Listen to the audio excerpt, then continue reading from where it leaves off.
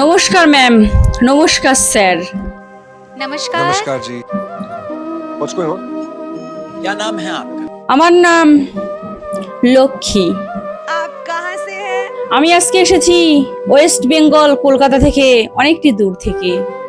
আমি আজকে ইন্ডিয়ান মঞ্চে একটি বাস্তব প্রেম কাহিনী নিয়ে এসেছি, যে ইন্ডিয়ান মঞ্চে আমি আজকে বলবো। আশা করি চোখের থেকে আর জল ধরে রাখতে পারবেন না। সত্যিকারের ঘটনা, ভালোবাসার ঘটনা, যেই ভালোবাসা পূর্ণতা পায়নি, সেই ভালোবাসা। আমি জানি ইন্ডিয়ান মঞ্চে এখানে আছেন অনেকেই ভাবছেন যে এটা কিভাবে এই রকম ভালোবাসা হতে পারে। হ্যাঁ, একজনার জীবনে ঠিক এই রকমই ভালোবাসা এসেছিল এবং সেই ভালোবাসা পূর্ণতা পায়নি। আপনারা হয়তো শুনেছেন সাজু আর রূপায়ার ভালোবাসা, যে ভালোবাসার ভেতরে ছিল অত্যন্ত বিশ্বাস, আবেগ, ভরসা এবং বিশ্বাস, কিন্তু সেই কোনোটাই তাদের ভেতরে খাটেনি এবং তারা দুজনা এই পৃথিবীতে আর নেই। তাদের ভালোবাসা অসম্পূর্ণতাই রয়ে গিয়েছে আজও, কিন্তু মনে আছে কিছু কিছু তাদের স্মৃতি এবং কথা, যা আজকে আমি ইন্ডিয়ান মঞ্চে বলবো। বাংলাদেশের ছোট্ট একটি গ্রাম নকশিকাঁথার মাঠ, সেই আছে বহুত বহুত স্মৃতি, ভালোবাসা এবং আবেগ। সেই গ্রামে বাস করত সাজু আর রূপাই।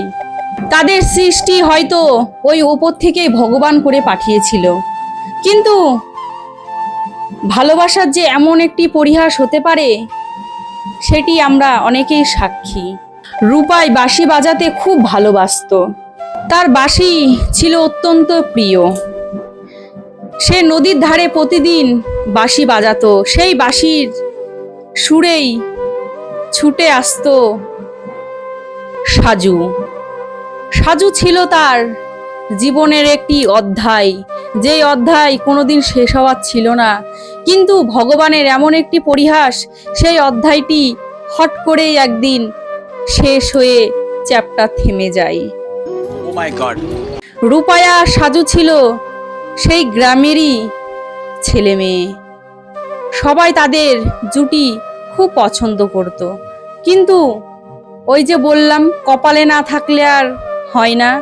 যেটুকু তাদের ভেতরে ছিল সেই ভালোবাসা হয়তো 7 জন্মের ভালোবাসা ওই দিনটুকুই হয়েছে।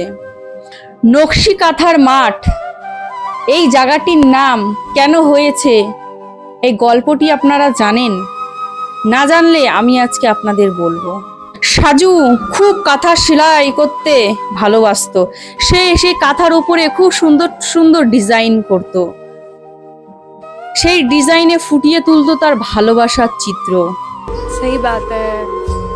সেই কাঁথা রূপাইকে ভালোবাসার একটি উপহার দিয়েছিল। সে তো অত্যন্ত খুশি এবং এত আনন্দিত হয়ে যায়। আমরা আনন্দ হলে কি করতাম? খুবই মজা করতাম, আনন্দ করতাম। ভালো জিনিসের ওপর যদি আরেকটা ভালো হয়, আমরা মনে রাখার জন্য একটি স্মৃতি হিসেবে আমরা ধরে রাখি। সে ক্যাথাটি যখনই দেখতো, সাজুর কথা তার মনে পড়তো। রূপায়া প্রতিদিনের মতো নদীর পাড়ে বসে বাঁশি বাজাচ্ছিল, কিন্তু রূপায়া ভেবে পায় না আমি এতক্ষণ ধরে বাঁশি বাজাচ্ছি, কিন্তু সাজু কেন আসে না। হট করে তার মনে পড়ে গেল, সত্যিই তো, সে তো আমার বাঁশির সুরে সুরে পাগল হয়ে নদীর ধারে ছুটতে চলে আসতো, কিন্তু সে আজকে কেন আসলো না।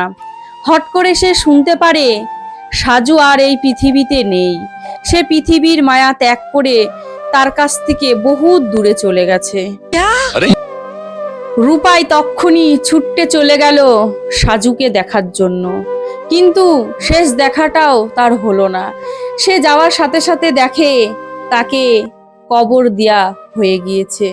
সে তো ওখানে খুব এত কান্নাকাটি সে চোখে দেখা যায় না এবং বুকেও সহ্য করা যায় না। সেই গ্রামের প্রতিটি মানুষ দেখেছিল তার জন্য সে কতটা কষ্ট পেয়েছিল। কিন্তু কষ্ট পেয়েই বা কি হবে, যেই মানুষ চলে যায় সে কোনোদিন আর ফিরে আসে না। अरे बाप रे উপরওয়ালা হয়তো তাদের দুজনকে এই পৃথিবীতে পাঠিয়েছিল একসাথে থাকার জন্য, বাঁচার জন্য, ভালোবাসার জন্য, কিন্তু সেই ভালোবাসার পূর্ণতা পেল না। ভগবান দুজনের কাছ থেকে একজনাকে কেড়ে নিয়েছে। রূপাইকে যেই কাঁথাটা দিয়েছিল সাজু, রূপাই সেই কাঁথাটা নিয়ে সাজুর কবরের পাশে টান টান করে বিছিয়ে ফেলে সেই ভালোবাসার কাঁথা। সেই কাঁথার উপরে টান টান হয়ে সে শুয়ে পড়ে। উপরওয়ালার এমনই মহিমা, শোয়ার সাথে সাথেই তার আত্মাটি বেরিয়ে চলে যায় সাজুর কাছে। अरे সেই যে নকশা কাঁথাটা, সেই থেকে নাম হলো নকশি কাঁথার মাঠ। সাজু আর রূপাইয়ের ভালোবাসার কবর, নকশি কাঁথা আর দুজনার কবরকে নিয়েই আজকে এই গান। देखिए, एक बात तो आपको ये बात हमें बतानी पड़ेगी और वो दिन दूर नहीं है कि लोगों का नजरिया आपके लिए बदल जाएगा और एक सुपरस्टार के रूप में आपको दुनिया जरूर देखेगी, बिकॉज इंडियन आइडल ने आपको वो मंच दिया है। तो हमारा आशीर्वाद, हमारा प्यार तुम्हारे साथ। এই গানটি শোনার পরে আপনাদের অন্তর থেকে হলেও একটু কষ্ট পাবেন, একটি দুঃখ পাবেন। নমস্কার, আজকে ওদের উদ্দেশ্যে আমি এই গানটি গাইছি। যদি ভালো লাগে লাইক কমেন্ট সাবস্ক্রাইব করে আমাদের পাশে থাকবেন। ধন্যবাদ। बट तेरे को गाना अच्छा गाना पड़ेगा बेटा। ऑल द बेस्ट, बहुत अच्छे से गाओ। নকশি কাঁথা মাঠে রে